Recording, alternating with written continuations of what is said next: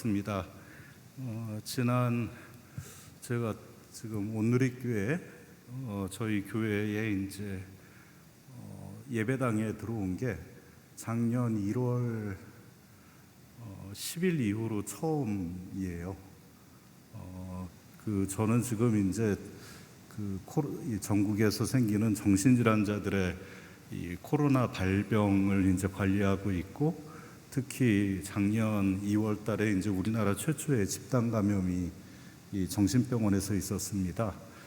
그때는 전혀 준비가 안 된 채로 그 병원 안에 들어가서 병원을 새로 세팅하고 이제 환자들을 치료하고 구조하고 뭐 이런 것들을 했었는데, 그때 이후로 이제 정신질환자 집단 감염, 또 지역사회에서 뭐 여러분들 이웃에서 살고 있는 정신과 환자들, 우울증 환자들이나 공황장애 환자들에서 이제 코로나가 생겼을 때 그분들이 안전하고 이제 적절하게 치료받을 수 있도록 이 시스템들을 조정해주고, 또 시도 간의 역할들을 좀 나누도록 안내를 하는 일을 지금 하고 있습니다. 오늘 제가 이제 한 보름 전에 목사님께 연락을 받고, 그때는 코로나가 좀 이제 잦아드는 것 같아서 가능하다고 말씀을 드렸었어요. 그런데 실은 최근에 이제 4단계가 됐고, 지지난주부터 한 2주 반 동안 토요일 주일 전혀 없이 지금 이제 가서 일을 하고 퇴근도 거의 못 해가지고, 실은 이제 오늘 좀 올 수 있을까 이런 것들을 좀 걱정을 했었습니다. 다행히 제가 관리하는 부분들은 이제 코로나가 더 이상 확산이 안 되고 있어서 오늘 여러분들을 좀 뵐 수 있게 됐습니다. 제가 오늘 드릴 말씀은 지난 코로나를 겪으면서 집단 감염의 현장에 있으면서 또 관련된 분들을 만나면서 제가 기도하고 큐티하면서 좀 기록했던 것들을 가지고 여러분들하고 좀 나누려고 합니다. 그리고 아마 정신과적인 무슨 질병에 대한 소개를 생각하시는 분들도 계시겠지만, 그것보다는 어쩌면 저의 개인적인 신앙 고백이 아닐까. 지난 1년 8개월 동안을 지나면서 하나님께서 나한테 어떤 거를 요구하시는 것 같다라고 생각한 것들을 여러분들과 좀 같이 나누려고 합니다. 아마 요새 가장 많은 이슈가 되고 있는 게 뭐냐면은, 도대체 이 사회적 거리두기를 언제까지 유지할 것인가, 언제 우리가 함께 모여서 점심도 자유롭게 먹고 저녁 모임도 자유롭게 갖고 또 해외여행은 언제 할 수 있을까, 뭐 이런 얘기들입니다. 저하고 같이 일하고 있는 선생님들이나 직원들하고 얘기를 하면은 제일 지금 뭘 하고 싶냐 그러면 이구동성으로 해외여행을 가고 싶다고 하더라고요. 그래서 저희뿐만 아니라 저희 아이들도 그렇습니다. 특히 이제 저희 큰아이 같은 경우는 어려움을 좀 갖고 있는데, 가장 하고 싶은 게 뭐냐 그랬더니 자유롭게 친구들을 만나서 같이 오케스트라 연습도 하고 또 같이 이런 직업 훈련을 하는 거를 좀 하고 싶다고 합니다. 이게 전 세계가 아마 공통된 현상일 것 같습니다. 불과 작년만 하더라도요, 작년 2월, 3월, 4월 달만 하더라도 코로나는 곧 죽음을 의미한 정도로 공포의 대상이었다면, 이제 코로나가 우리의 생명을 그렇게 위협하지 않는 치명적인 존재는 아니다라는 생각을 하고 나서부터는 조금 더 이제 본인의 자유, 또 고립을 좀 피하고 싶은데 더 많은 관심들이 있습니다. 뉴스에서도 계속 나오죠. 이제 빨리 그 식당에서 여럿이 모여서 식사를 하고 싶다라는 얘기들도 있죠. 그런데 한 가지 좀 생각해 볼 것이 있습니다.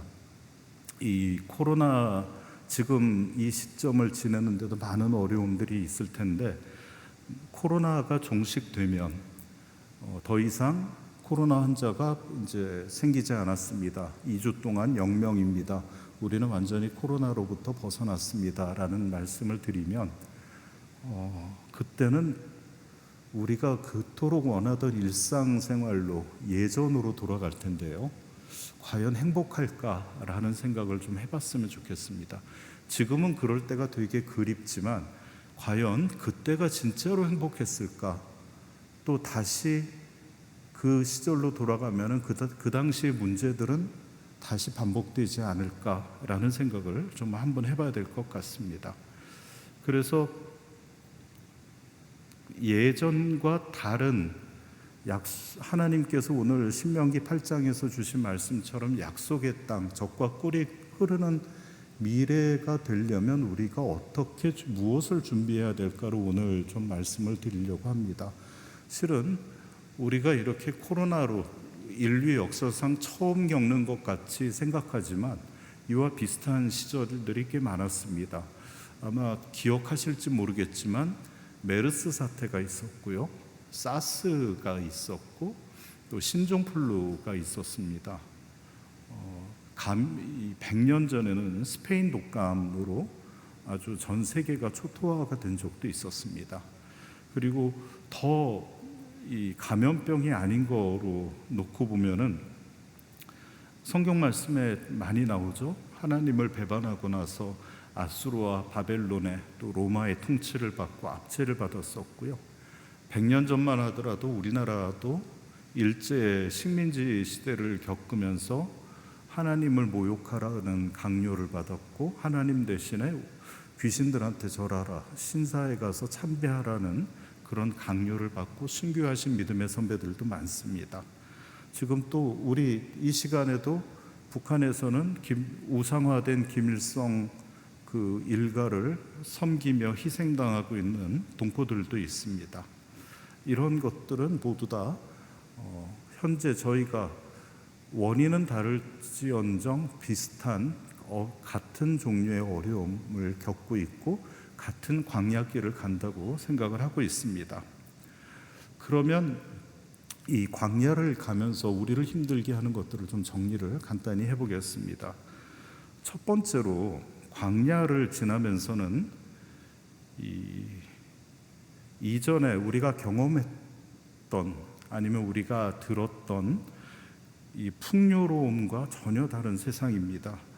오늘 말씀처럼 오늘 말씀에 청자들은 이 출애굽을 애굽에서 태어나지 않은 신세대입니다. 요새같이 이제 Z세대처럼 그 당시에도 몇천 년 전에도 Z세대였겠죠. 이분들이 지금 생각해 보면은 야, 대단하다라고 생각할 정도의 기적들을 체험했습니다. 얼마나 신났을까 싶어요. 매일매일 하나님이 임재하시는 구름 기둥을 봤죠. 불기둥을 봤죠. 그 구름 기둥이나 불기둥으로 광야에서 길들을 인도해 주시면서 짐승들로부터 또 적들로부터 보호를 해 주셨죠. 또 매일 만나를 주셨어요. 40년 동안 알지도 못하고 조상들은 보지도 못했던 만나라는 지금 어떻게 생겼는지도 모르는 그런 음식도 주셨고, 또 불뱀에 물렸어도 살려주시는 하나님을 경험을 했었습니다. 그리고 이제 다음 주에 우리 하영조 목사님의 이제 그 추모 주일 한 주간이 추모를 하는 기간인데, 이때는 하나님과 직접 소통하는 모세로부터 설교를 듣고 가르침을 받았습니다. 정말 어떻게 보면 복받은 세대인 것 같습니다. 또 이분들은 부모님 세대하고 다르게 이집트에서 노예 생활을 경험하지 못했습니다. 피라미드를 짓느라고, 스핑크스를 짓느라고, 온갖 건축물과 신전들을 짓느라고 동원되지도 않았고 채찍질을 당하는 그런 세대도 아닙니다. 하지만 이 사람들이 본 거는 태어나서 매일매일 광야만 봤죠.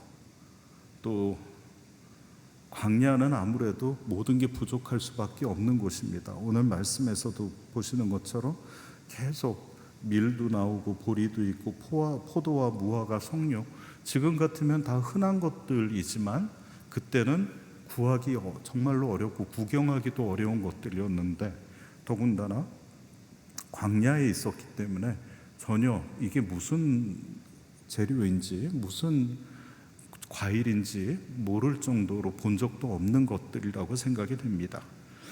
지금 우리 기준으로 볼 때, 아니면 그 당시 부모 기준으로 볼 때에도 풍요와는 거리가 아주 먼 거친 생활을 하는 환경이죠. 그런데 이분들은 영광스러운 하나님의 임재를 매일 경험했고, 또 궁핍함, 곤궁함이 특징인 거친 메마른 광야와의 사이에서 갈등이 있었을 것으로 생각이 됩니다. 왜냐하면 이 광야에서 태어난 신세대는 부모들로부터 교육을 받았기 때문이죠. 그 부모들이 어떤 부모들이었냐면, 이집트에서 탈출하고 나서 약 한 2달 반 만에, 한 70일 조금 지나자마자 우리 이집트로 돌아갈래요. 이집트에서는 생선도 먹었고 부추도 먹었고, 제가 성경 말씀을 다시 찾아보니까 민수기에 보니까 생선, 오이, 참외, 부추, 파, 마늘을 먹었다. 우리한테 고기를 주세요라고 항의를 했던 분들입니다. 참 지금하고 먹을 게 거의 다 비슷했어요. 그러니 얼마나 풍요로운 시절이었습니까? 하지만 이분들한테는 자유가 없었습니다. 그런데 자유가 없고 하나님을 섬기지 못했던 곳으로 먹을 것 때문에, 풍요로움 때문에 다시 돌아가려고 했고 하나님을 반역하려고 했었습니다. 그런 부모들로부터 교육을 받았고, 가정교육을 받았고, 훈련을 받았고, 그 당시에 이 풍요로움에 대한 환상과 어쩌면 동경을 갖고 있었을 것 같습니다. 그래서 이분들은 메마르고 하나님은 계시지만 궁핍해 보이고 거친 광야와 하나님은 없지만 하나님을 배반하고 거역하던 이집트 사람들이 섬기던 그 우상이 가득한 우상 숭배의 나라의 풍요함 사이에서 갈등을 겪을 수밖에 없는 세대였습니다. 저희도 비슷합니다. 제가 이번에 작년에 이 코로나로 처음 집단 감염이 된 병원에 들어가서 정확히 17일을 그 병원 안에 있었는데, 제가 거기서 느낀 거는 그 전에 우리나라 의료의 수준이 세계 최고라고 생각을 했었습니다. 실제로 우리나라 의료의 수준은 세계에서 가장 뛰어납니다. 그런데 그게 작동을 하지 않는 것도 봤어요. 그리고 의료 공급 체계가 형편없이, 속절없이 무너져 내리는 것들도 보았습니다. 또 우리만 이런 거냐? 그렇지 않습니다. 저희는 그 당시에 다른 나라들에 비해서 대처를 상당히 잘한 거라고 생각합니다. 왜냐하면요, 미국이나 영국이나 다른 선진국들은 아예 환자들을 격리 치료할 생각조차 못했고 중환자들을 치료할 엄두조차 못 냈었습니다. 그리고 또 우리한테 보이는 게 뭐였냐면, 지금은 백신으로 인한 국가주의를 또 보고 있습니다. 왜 백신이 안 들어오느냐 이러지만, 실제로 그 백신을 정치적으로 외교적으로도 이용을 하고 있고, 각 선진국들이 자기 나라의 이익을 극대화하기 위해서 기술 보호라는 이유로 이 백신의 공급을 조정을 하고 있는 것들을 보고 있습니다. 우리가 선망하고 우리가 자랑스러워하고 의지했던 것들이 이번 광야에 들어오면서 처참하게 그 환상들이 깨지는 것을 경험하면서 갈등이 생길 수밖에 없습니다. 어제까지 내가 의지했던 것들이 오늘 더 이상 의미가 없어졌고, 하지만 다시 일상으로 돌아가면 그런 것들을 다시 누리고 싶고, 하나님을 대처할 수 있는 AI라든지 유전자 각종 기술이라든지 생명과학 기술의 발전들, 이런 것들을 누리고 싶어요. 한편으로는 하나님이 계시지만 거칠고 메말라 보이고 되게 힘들어 보이는 생활이 있어요. 자, 그 사이에서 어떤 갈등들을 느낄까요? 많은 사람들이 이런 갈등 가운데 힘들어하고 있습니다. 두 번째로 광야에서의 감정은 오래 40년 동안 광야 생활을 하다 보니까 지치게 됩니다. 그래서 학습된 무력감과 절망감에 빠지게 됩니다. 여러분들 1년 6개월, 7개월만 돼도 이렇게 힘듭니다. 못 견딜 정도로 힘듭니다. 그런데 우리 조상들은 일제 36년의 식민지 시대를 겪었죠. 멀쩡하던 우리 가족들이, 우리 아버지가, 오빠들이, 동생들이 학도병으로 끌려가고 징용돼서 끌려가고, 또 우리 동네에 우리 누이들이 또 위안부로도 끌려갔었습니다.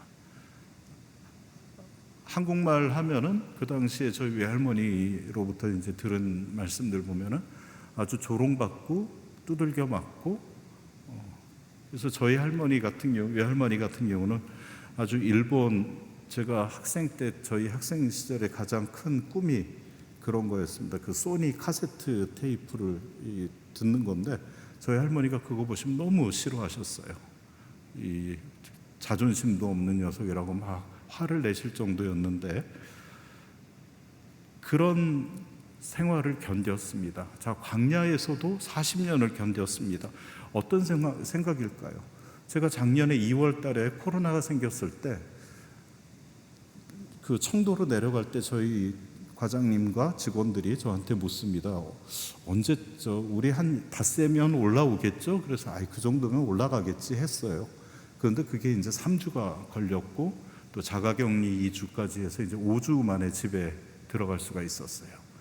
그러면은 이제 다 끝났겠죠 했더니, 제가 서울로 올라가자마자 딱 이틀 있다가 대구에서 또 처음 한 180명 정도의 환자가 발생했다고 보고가 와서 정리를 좀 해야 된다고 해서 또 내려와서 정리를 했습니다. 이제 끝났겠지 했더니 그 다음에는 또 경기도에서, 서울에서, 그래서 지금까지 대략 한 집단 감염 환자들이 약 한 1,600명 정도가 있었습니다. 그러다 보니까 요새는 우리 직원들이 이제 그런 얘기를 안 합니다. 복지부의 직원들도 이제 끝나겠죠 이런 얘기 안 합니다. 그냥 오늘도 무사히, 오늘 하루만 아무 일 없이 좀 지나갔으면 좋겠습니다. 그러니까 이제 저희의 소망이 되었고, 또 제가 섬기고 있는 저희 국립정신건강센터의 의료진들도 다 오늘만 무사히가 이제 신조가 되었어요. 왜 이렇게 변하게 됐냐면, 불확실한 미래와 이 궁핍함 때문에 광야에 있다 보면은 이게 언제 개선될지 모르고 체념하게 됩니다. 지금 생활도 그렇습니다. 이번 4차 대유행이 시작되면서 그 직전만 하더라도 상당히 우리 마치 다 끝난 것 같은 느낌들을 갖고 있었을 겁니다. 기대들이 있었죠. 저도 이제 백신을 올해 3월 달에 맞아서 드디어 이제 그 고생했던 우리 직원들, 중수본의 직원들이나 우리 의료진들이나 내가 좀 한 바퀴 전국 돌면서 고생했던 분들한테 식사도 좀 대접해야겠다, 이런 생각을 갖고 있었는데 여지없이 그냥 무너졌죠. 그러면서 또 시작되니까 이제는 이번 추석에는 추석 명절을 식구들하고 같이 가족 예배를 드릴 수 있을까? 이런 생각도 하게 됩니다. 광야에서 궁핍함이 계속 반복되고 언제까지 끝날지 모르겠다, 그리고 눈 뜨면 또 똑같은 날이 시작된다라는 거는 여러분들의 희망을 여지없이 짓밟는 아주 무서운 일입니다. 이것을 이제 정신의학적으로는 학습된 무기력이라고 합니다. 그리고 이것은 곧 우울증의 특징적인 증상 중에 하나입니다. 더 이상 미래를 기대하지 않습니다. 현재의 어려움 속에서 매몰되어서 현재의 어려움을 벗어나기 위한 어떤 행동도, 어떤 조치도, 어떤 적극적인 반응도 보이지 않는 상태가 됩니다. 지금 이게 우리나라에서 전 세계적으로 사회적 고립이 계속되고 이 팬데믹이 지속되면서 학습된 무기력의 현상이 생기고 있습니다. 그래서 나타나는 것 중에 하나가 분열이고, 그래서 나타나는 것 중에 하나가 갈등입니다. 내 감정 조절을 못합니다. 그냥 가만히 앉아서 툭 처져 있는 사람들도 있지만, 어떤 사람들은 거기에서 생긴 무기력감을 증오와 분노와 공격성으로 다른 사람들한테 퍼붓는데 활용을 하기도 합니다. 이런 것들이 광야 생활에서도 계속해서 나타났습니다. 그런데 오늘 말씀 보면은요, 하나님께서 약속의 땅이 계속 앞에 있다고 하십니다. 약속의 땅에 한번 갔다가 40년 전에 실패했는데 그 뒤에도 오늘 말씀처럼 계속 약속의 땅이 앞에 있다라고 상기를 시켜주세요. 우리 같으면 하나님께서 자꾸 왜 우리를 실망시키실까 이럴 것 같아요. 근데 하나님은 또 말씀하십니다. 집요하게 말씀하시더라고요. 그러면서 무슨 말씀을 하셨냐면, 지금까지 너희들을 누가 보호했는지를 알려주십니다. 기억하라고 하십니다. 너희들이 지금 먹은 것들, 너희들이 지금 입고 있는 옷, 신고 있는 신, 자, 이런 거 누가 공급해 줬냐고 하십니다. 우리나라 대통령 아니면 미국 대통령 아닙니다. 하나님께서 지금 이 어려운 시기를 겪으면서 하나님께서 저희한테 똑같은 말씀을 주시지 않을까 싶습니다. 이 난리통 중에, 힘들고 어렵고 외로운 상황 중에 너희들을, 한국 국민들을, 여러분들을 지켜준 사람이, 지켜준 분이 누구냐, 이런 말씀을 한다고 한번 돌이켜 보시면 좋을 것 같습니다. 그리고 아직 오지도 않은 약속의 땅을 또 상기시켜 주십니다. 세 번째로, 강한 적 앞에서 우리는 객관적인 감정으로 열등감과 두려움을 느낄 수밖에 없습니다. 이제 광야 끝까지 왔는데, 광야 앞에는 40년을 광야 생활을 끝내고 나니까 그 다음에 이 가나안 사람들과의 일전이 기다리고 있습니다. 그 가나안 사람들은 40년 전에 우리 부모님 세대, 할아버지 세대들이 승리와 이 홍해 바다가 갈라지고 하나님의 놀라운 기적들을 다 체험한, 이 힘이 충만한, 자신감이 충만한 조상들이 딱 보자마자 우리는 메뚜기 같은 존재에 불과하다라고 두려움을 가졌던 그 족속들입니다. 그런데 그 가나안 사람들하고 이제 일전을 갖고 있죠. 어쩌면 조상들의 말이 맞을 수도 있죠. 우리 다 죽을 수도 있죠. 이런 모습들은 성경 말씀에 보면 또 다른 데도 많이 나오죠. 골리앗을 보면서 사울 왕이나 다윗의 형들이나 이스라엘 사람들이 두려워했고, 골리앗은 마음껏 이스라엘 사람들을 조롱했었습니다. 또 아수르 왕인 산발렛이 유다를 침략했을 때 그 부하 랍사게가 유다 백성들 앞에서 유다 말로 하나님을 조롱했었습니다.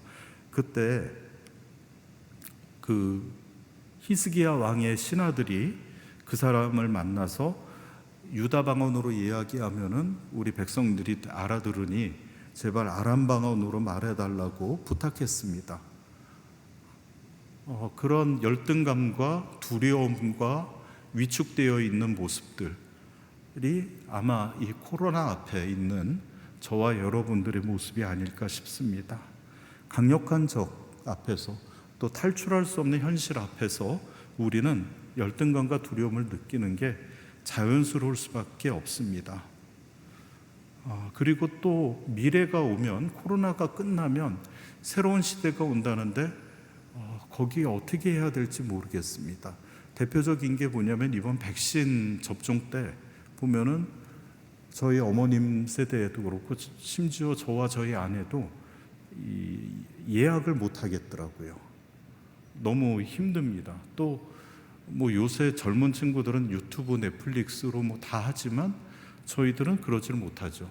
그런 거 보면서 비접촉 시대가 생기고 AI와 공존이 되고 각종 더 복잡한 기술들이 나올 텐데, 이런 새로운 상대, 새로운 시대를 우리가 대비하면서 어떤 준비들을 하고 어떻게 해야 될까 모르겠습니다. 막연한 두려움들도 갖고 있습니다.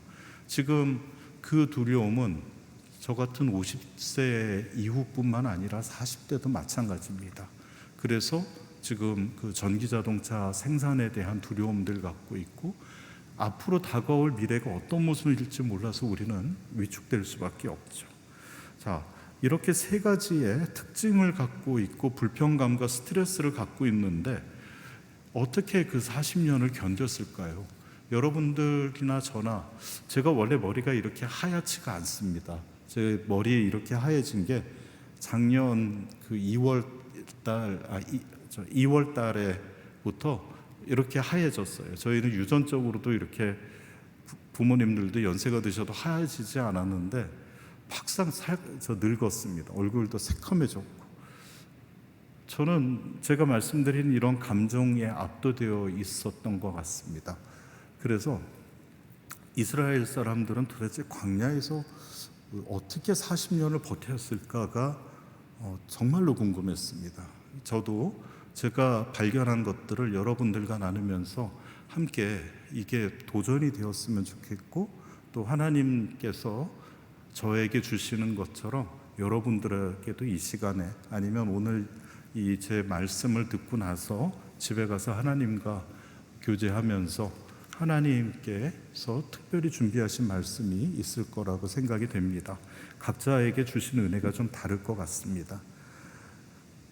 제가 제목을 그렇게 썼습니다. 고난을 견디고 미래를 준비하게 하는 광야의 원리라고 제목을 썼습니다. 그 광야의 원리 중에 첫 번째는요, 광야에 들어가면은요, 길을 믿으면 안 됩니다. 안내자가 필요하다고 합니다. 이스라엘의 그 광야를 가보고, 제가 미국에서 연수할 때 가봤던 광야는 길이 분명히 있습니다. 길처럼 생겼습니다. 그런데 거기를 들어가면은 저 혼자 못 나온다고 하더라고요. 반드시 그곳의 지형에, 위치에 익숙한 사람이 안내를 해줘야지 살 가능성이 있습니다. 우리는 근데 어떻게 처리를 하죠? 안내자를 만나고 기다리기를 되게 힘들어합니다. 아니면 잘못된 안내자를 만날 때도 있고요. 아니면 내가 책 찾아보고 또 자기 개발서나 각종 특강, 유튜브의 각종 강연들을 들으면서 길처럼 보이는 길을 따라가는 것을 더 선호할 때가 많습니다.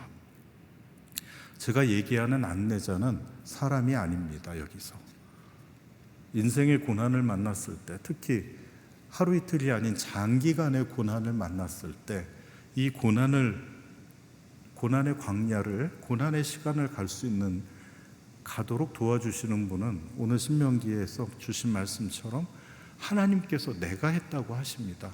그분이 안내자입니다. 그런데 그분의 말씀을 들으려고 안 합니다. 우리는 일단 광야에 들어가면 그 광야를 벗어나기 위해서 유명하다는 것들, 남들이 해봤다는 것들을 다 찾습니다. 인터넷 구글링 하실 거고, 네이버 지식인에 검색하실 거고,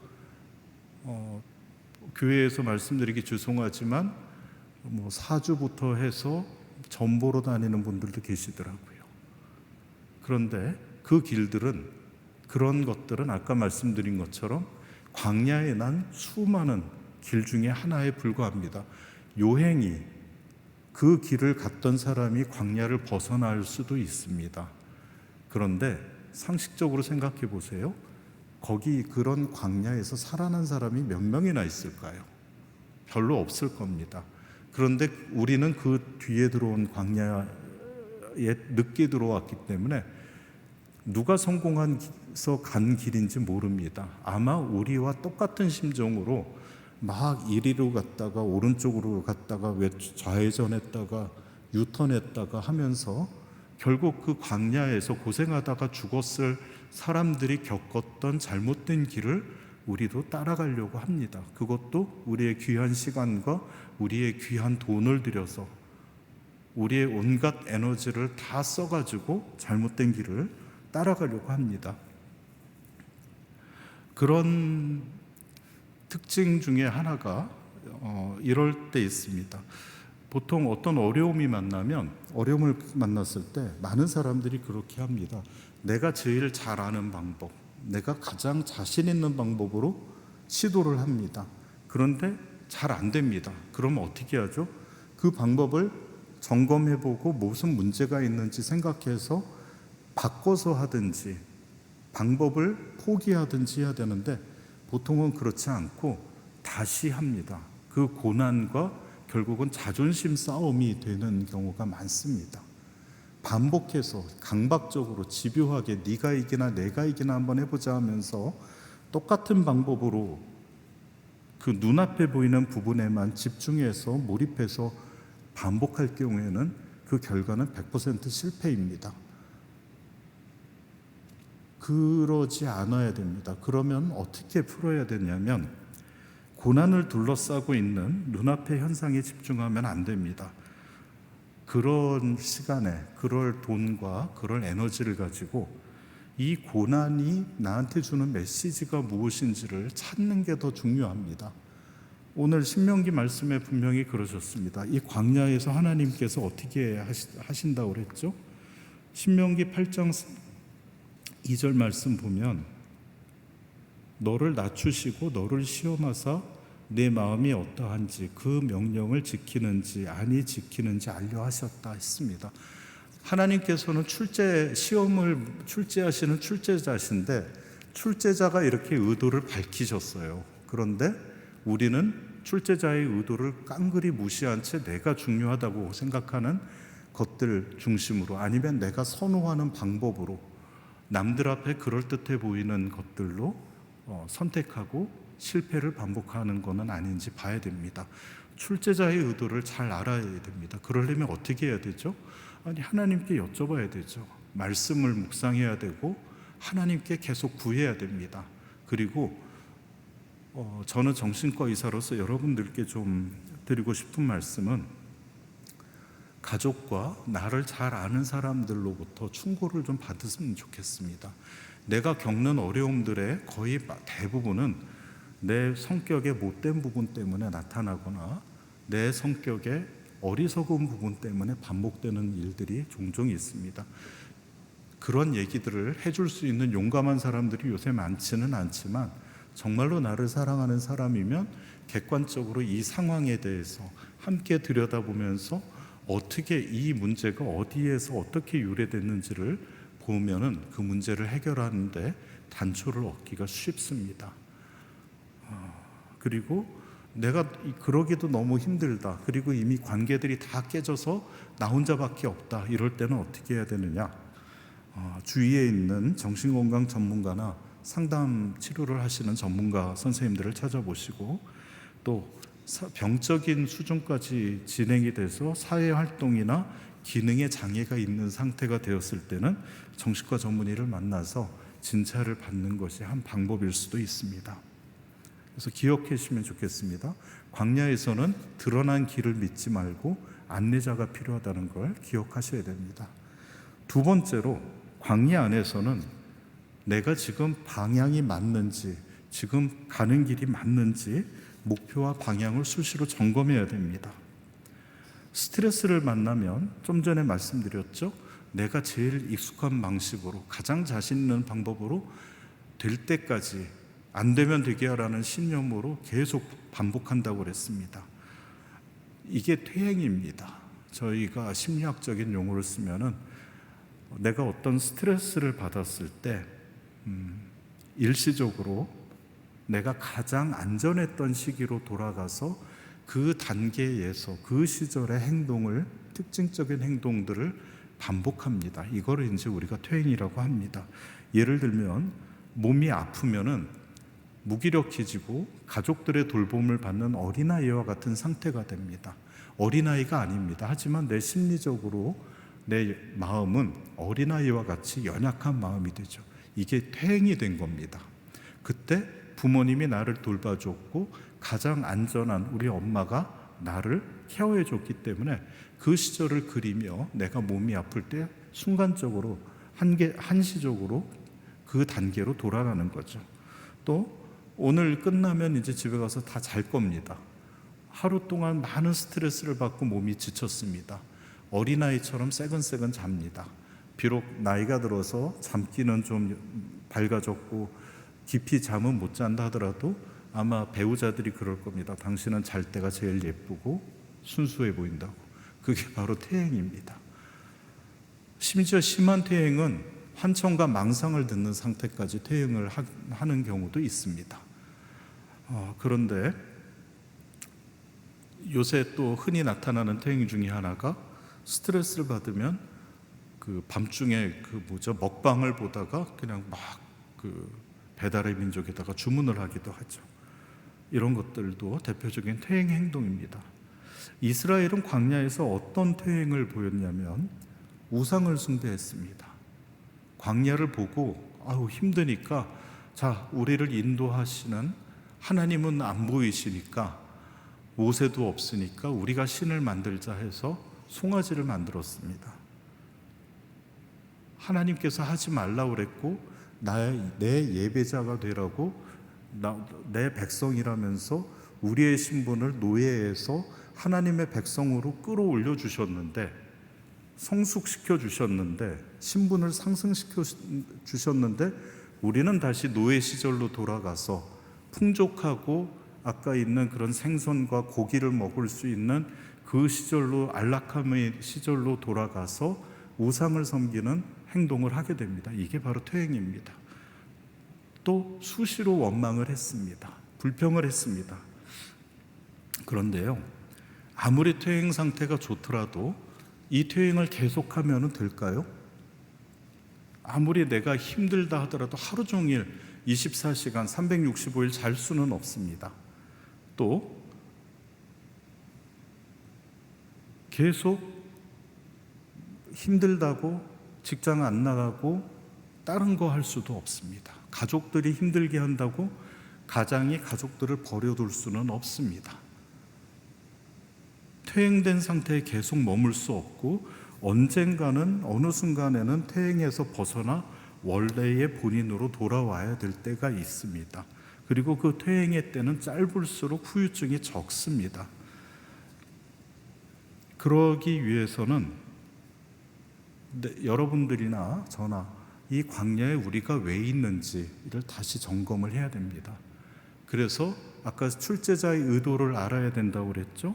그 출제자의 의도에 나의 행동과 나의 삶을 다시 비춰보고 그 출제자의 의도에 맞춰서 다른 중요한 사람들과의 관계를 검토하고 내가 바뀌어야 될 부분이 무엇인지를 보고 변화시켜 가는 과정이 있어야 됩니다. 이게 퇴행으로부터 벗어나는 가장 확실한 방법입니다. 그런데 대부분은 퇴행 상태인 채로 광야만을 벗어나려고 합니다. 퇴행이 좀 더 성숙해져서 광야를 벗어나는 것도 충분한데 너무 급한 나머지 그냥 퇴행 상태로만 유지한 채 가려고 합니다. 전형적인 이 정신과에서 그런 분들은 뭐냐면 병원들을 쇼핑하는 분들이 있습니다. 이 선생님한테 가고 저 선생님한테 가고 나는 누구한테 갔다 왔어, 누구한테 갔다 왔어 이러면서 또 무슨 고가약들을 계속 마치 임상 테스터처럼 그렇게 쇼핑하는 경우들을 봅니다. 그거는 치료에 전혀 도움이 되지 않는데도 그분은 그러면서 내가 최선을 다하고 있다라고 생각을 하시더라고요. 병을 나으려고 하는 게 아니라 그냥 내가 힘들다는 것을 보여주고 이 사람이 도와줬으면 해서 다니는 겁니다. 그래서 교회도 쇼핑하듯이 바뀌고 또 많은 사람들한테 위로와 도움만을 요청하기도 하죠. 이럴 때는 어떻게 아까 퇴행을 벗어나야 되는 방법이 뭘까요? 첫 번째 시작은 자신을 객관적으로 관찰을 해야만 합니다. 아까 출제자의 의도를 알았다고 그랬죠? 냉정하게 나의 상태와 관계와 특징들을 봐야 됩니다.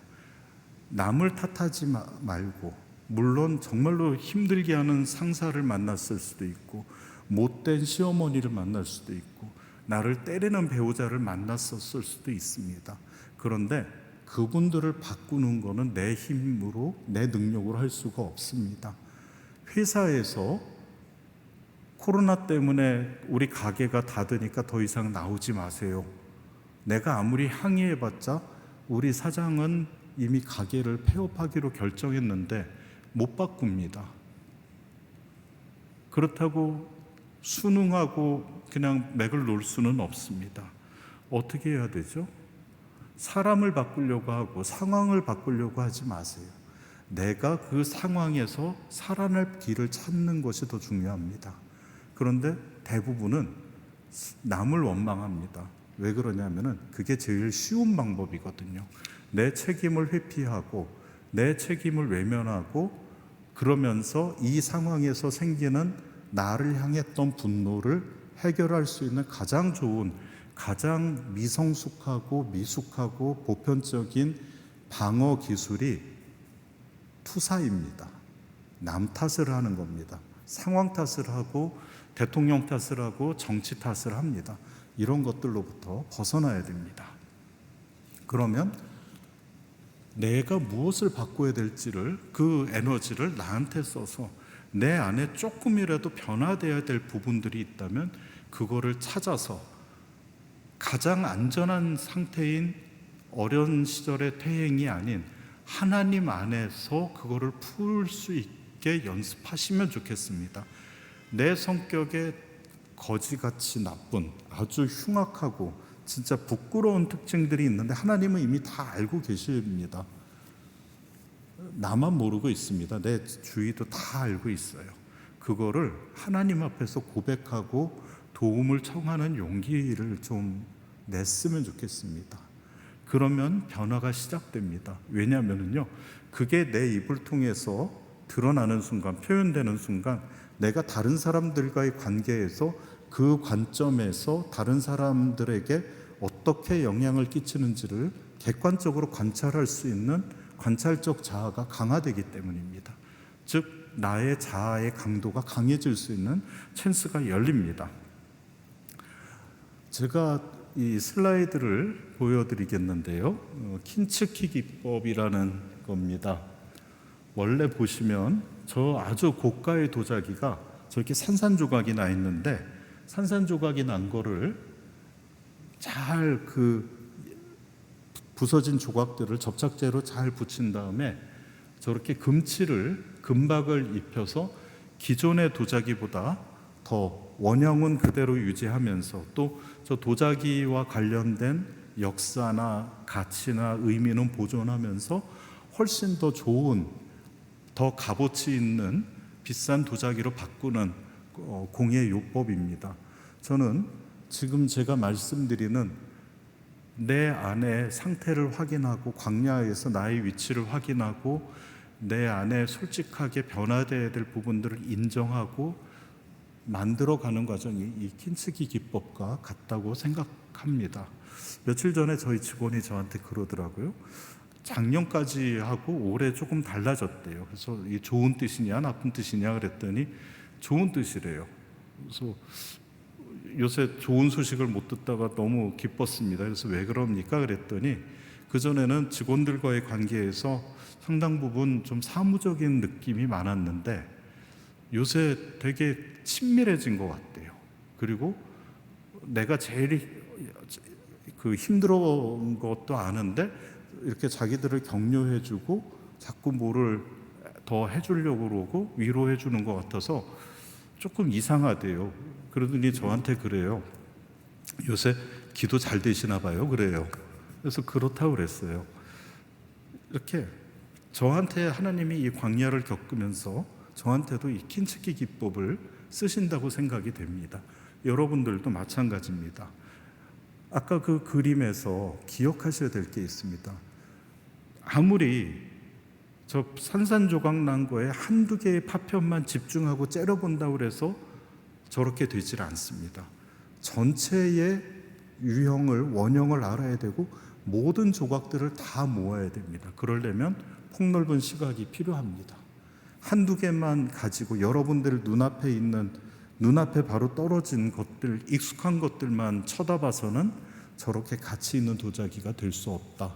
그래서 좀 더 객관적으로 나를 볼 수 있고, 또 이 고난을 주신 하나님의 뜻이 어디에 있는지를, 그리고 내가 그 뜻 가운데에서 어디쯤 와 있는지를, 위치를 확인하는 것이 중요하다는 것을 다시 강조를 드리고 싶습니다. 세 번째로, 광야의 특징은 중요한 것에만 집중하게 하는 힘이 있습니다. 출애굽 특이 요새 그 7월달 큐티를 보면서 그 하나님의 성소를 만드는 걸 보고 많은 은혜를 받았었는데, 거기 보면은 부살렐, 오홀리압이라는 사람들이 나오고 또 재능 있는 기술자들이 하나님의 성소에 집중하는 것을 봅니다. 그런데 희한하죠. 광야에서 그거를 하고 있어요. 우리 같으면 힘든 일이 있으면 그 힘든 일을 끝내고 나서 좀 상황이 안정되면 그 다음에 중요한 일을 좀 하겠다. 내가 편해지면 그 다음에 하나님이 시키시는 일을 하겠다라고 하는데요. 이스라엘 백성들을 보니까 그렇지 않았어요. 제일 힘든 상황에 제일 중요한 일을 했습니다. 제일 힘든 상황에 아우성치고 살려달라고 하고 원망하고 우상숭배하는 게 아니라 하나님을 약속의 땅에 들어가서 제대로 잘 섬길 수 있도록 예배를 준비를 광야에서부터 철저히 했습니다. 이게 저희한테 주는 메시지가 있다고 생각합니다. 제가 퇴행 상태에서 빨리 벗어나야 된다고 말씀드렸죠. 왜냐하면요, 퇴행된 상태에 머물러 있고 현재의 고난만을 묵상하다 보면 하나님께 오늘 드려야 될 경배와 찬양이, 또 다른 사람들, 하나님께 대한 헌신과 다른 사람들에 대한 구제와 사랑의 봉사와 전도가 소홀해질 수가 있습니다. 그 시간, 우리한테 주어진 거는 여러분이나 저나 24시간 똑같습니다. 그 시간을 어떻게 써야 될까요? 답도 없는 거에 집중하시면 안 됩니다. 중요한 거, 내일 모레 갑자기 코로나가 끝나면은 어떡하죠? 저희 학생인 저희 아이한테는 그렇게 얘기합니다. 운동해라. 두 번째로, 코로나가 갑자기 끝나면은 친구들과 함께 학교 생활을 할 텐데 친구들과 잘 지낼 수 있도록 지금 틈틈이 친구들하고 카톡하고 연락도 하고, 또 갑자기 가면은 이제 공부 막 고등학생이 돼서 바쁠 텐데 미리 중요한 과목들은 한 번쯤 공부를 좀 해봐라. 미리 중요한 것들을 해보라고 합니다. 지금 저희 애는 유튜브 보고 싶고 자기가 좋아하는 오빠들 그 그룹 나오는 거 찾아보고 싶고 막 그렇죠. 물론 그것도 하면 재밌겠지만 그거로 인해서 안 중요한 거, 급한 것 때문에 중요한 거를 못하고 지나가지 않도록 주의를 줘야 됩니다. 그러려면은 중요한 일에 집중을 하다 보면은 퇴행으로부터 벗어나기가 쉽습니다. 이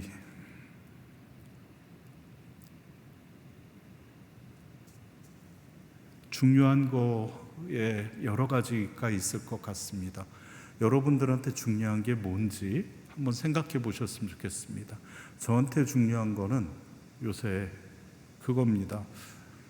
코로나가 끝났을 때 저는 하나님께서 저를 정신과 전문의로 만들어 주신 계획이 있다고 믿습니다. 그래서 지금 제가 한 15년째 공무원, 17년 이제 공무원이 돼서 17년이 됐는데 그때는 무슨 말씀일까 했는데 지금 돌이켜 보면은 이게 너는 네가 해야 될 일이다 했던 것들이 이건가 하면은 이거는 아닌 것 같고, 이건가 하면은 또 이것도 아닌 것 같고, 그러면서 계속 궁금해하면서 준비하고 부르셨을 때, 요청하셨을 때 그 콜링에 답을 하는 것 같습니다. 최근에 저한테 주셨던 거는 요새는 그 생각이 듭니다. 1600명의 집단 감염 환자들을 저와 저를 포함한 전국의 공공 그 병원에, 시도립 병원에 그리고 국립병원들의 직원들이, 원장님들이 한 마음이 돼서 1600명의 환자들을 치료했고, 실제로 요양병원보다 훨씬 더 많은 수의 입원 환자가 있는데 감염의 규모를 많이 줄였었습니다. 그리고 이 환자들은 보통 뉴스에 나온 것처럼 20-30년 동안 병원에 갇혀있던 분들이 대부분입니다. 이게 하나님께서 시키시는 일 중에 하나가 아닐까라는 생각을 했습니다. 그런데 또 한편으로는 다른 일이 있겠구나라는 생각을 하고 지금 그 일을 이제 어떻게 풀어나가야 될지, 원래 제 전공이 자살 예방이었는데 이 다음 세대, 코로나의 상처를 입은 저희들과 여러분들과 다음 세대를 위해서 무엇을 이 국가에서 보건의료 시스템이 어떻게 만들어져야 될지가 지금 저한테는 되게 중요한 일 중에 하나입니다. 그런 거를 하기 위해서 또 사람들도 만나고 또 책도 봐야 되고, 비슷한 100년 전의 사례들도 연구들도 해야 되고 의견들도 들어봐야 됩니다. 또 최근에 디지털 기술과 관련돼서 활용해야 될 것들이 많은데, 저는 보시다시피 되게 오래돼 보이는 사람이고 핸드폰도 잘 못 씁니다. 그래서 그분들 얘기도 듣고 어떻게 접목시킬지 의견들을 좀 나누고 있습니다.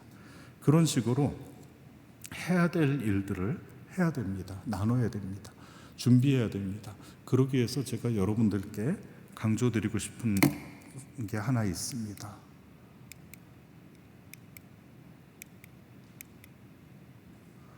좋은 방어 기제를 기르셨으면 좋겠습니다. 대표적인 성숙한 방어 기제들이 4개가 있습니다.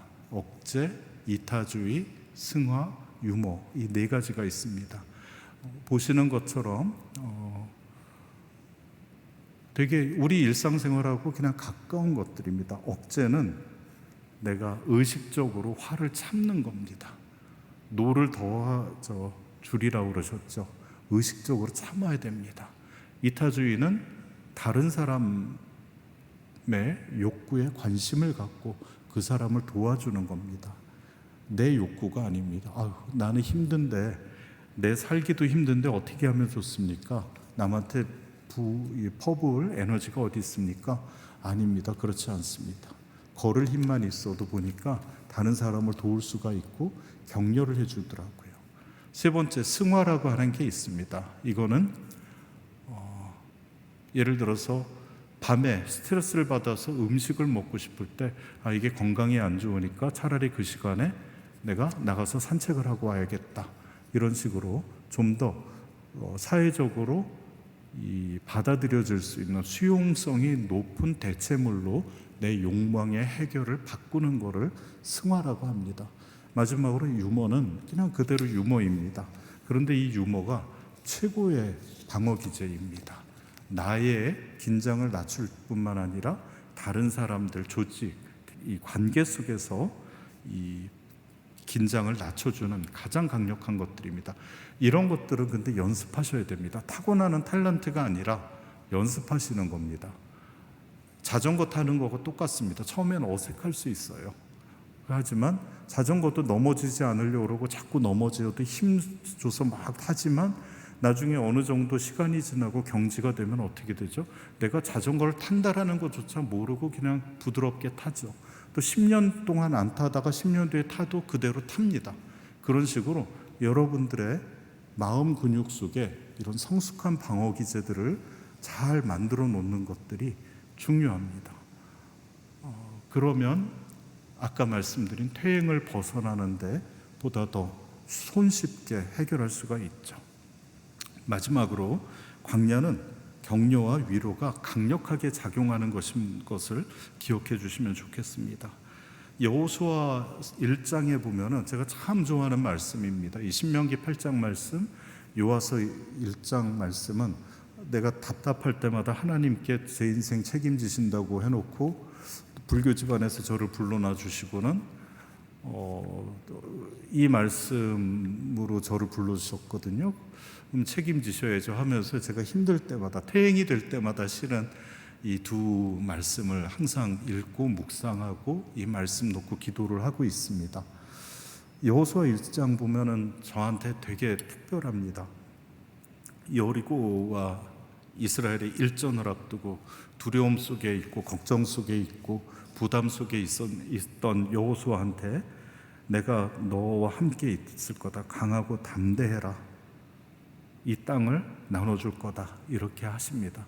그 말씀에 여호수아가 이스라엘 백성들을 불러서 이 말씀을 또 전해서 이스라엘을 격려하고 용기를 갖고 그 다음에 여리고로 쳐들어가죠. 너무나 멋있습니다.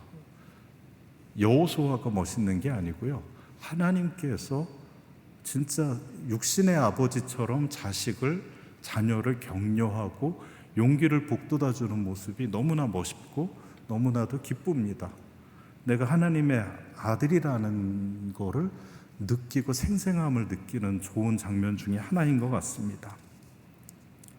여호수아가 누굽니까?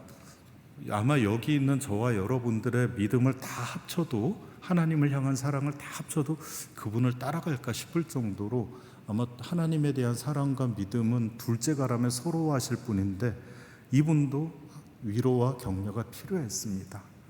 지금 이 시간 여기에 계신 분들, 그리고 아마 유튜브를 보시는 분들, 아니면 너무 힘들어서 그런 것조차 못하는 분들이 교회를 찾고 공동체를 찾아옵니다.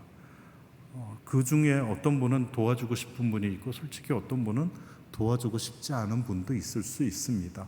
하지만 우리는 먼저 예수님을 믿은 사람이기 때문에 우리보다 연약하고 미숙한 사람한테 아무런 판단 없이 그 사람에 대한 선입견을 버리고 하나님께서 여호수아를 격려해 주신 것처럼 우리도 순종하고 격려해 주면 좋겠습니다. 이 격려는 특히 어려운 시기, 고난의 시기에, 광야에서 더 큰 힘을 발휘합니다. 평안할 때, 행복할 때는 격려는 별로 효과를 발휘하지 않습니다. 하지만 가장 위기에 있는 사람들한테 주는 격려는, 가장 어려운 광야 속에 있는 사람들한테 주는 격려는 강력한 치유의 힘이 있습니다. 그 치유의 힘이 누구를 향하냐면 격려를 받은 사람한테도 향하지만 격려를 해준 본인한테도 그 치유의 힘이 작용을 한다는 것을, 원 플러스가 된다는 것을 꼭 기억해 주시면 좋겠습니다. 이마트나 이 코스트코에만 원 플러스가 있는 게 아닙니다. 격려와 위로는 배가 되는 놀라운 비밀이 있다는 걸 꼭 기억해 주십시오. 그럼 한번 생각해 보세요. 지금 나의 위로와 격려가 필요한 사람이 누가 있을까요? 여러분들께 지금 도움을 요청하는 사람이 누가 있을지 한번 생각해 보시고 그 사람들이 필요로 하는 격려를 해주시면 어떨까 싶습니다. 이제 마무리하겠습니다. 각자 코로나가 끝나면 하고 싶은 일들이 다 다를 겁니다. 저도 다른 게 있습니다. 또 어떤 사람은 코로나가 끝나면 일상으로 쉽게 돌아가시는 분들도 있을 거고, 어떤 분은 예전에 가졌던 일상이 없어진 분들도 있을 것 같습니다. 이번에 이제 코로나로 들어오면서 우리가 자랑했던 것들, 우리가 신뢰했던 것들이 여지없이 우리와 단절되고 그 광야에서 아무런 역할을 못하는 거를 우리 다 봤습니다. 특히 자기 주장조차 어려운 연약한 사람들이 소외되는 것들도 많이 봤습니다. 그런데 왜 하나님께서 인류를 이 코로나 팬데믹이라는 광야로 보내셨는지 고난의 의미를 찾으려는 노력이 별로 없는 것 같습니다. 개인의 메시지가 있을 거고, 한국 교회에 주시는 메시지가 있을 것 같고, 전 인류에게 주시는 메시지가 있을 텐데 그 메시지를 찾으려는 노력이 별로 없고, 개인적으로 이거를 내 문제로 국한시켜서 여쭙는 시도도 별로 없는 것 같습니다. 오늘 그래서 제가 여러분들께 부탁드리는 것은, 여러분들이 겪고 있는 코로나 광야에 이 광야라는 것의 의미가, 고난의 의미가 무엇인지를 하나님께 여쭤보고 체크하고 응답을 듣는 시간이 되면 좋겠습니다. 그리고 두 번째로, 그 메시지를 알았으면 그 메시지에 따라서 출제자의 의도에 맞춰서 시험을 풀어가야 됩니다. 제일 중요한 것에 집중해야 되고, 자기를 돌볼 힘조차 없는 사람들한테 격려와 위로를 주셔야 되고, 하나님으로부터 받은 은혜를 흘려보내서 거룩한 공동체, 건강한 공동체가 되게 해야 될 것 같습니다. 그래서 공동체를 이루는데 우리 목사님, 장로님만 하시는 게 아닙니다. 이재훈 목사님께서, 이기원 목사님께서 하시는 게 아니라, 사실 부살렐과 오홀리압과 같이 성경책에 이름이 기록된 분들도 있지만 더 많은 사람들이 기록 안 된 채로 하나님의 일에 참여했고 아마 하늘나라에서 더 큰 상급을 받았을 거라고 생각을 합니다. 그런 식으로 이 자리에 계신 여러분들이, 우리 모두 다 하나님이 기뻐하시는 그런 그 약속의 땅에 들어갈 수 있도록 이 광야의 시간을 잘 보낼 수 있기를 당부드리면서 오늘 제 강의를 마치겠습니다.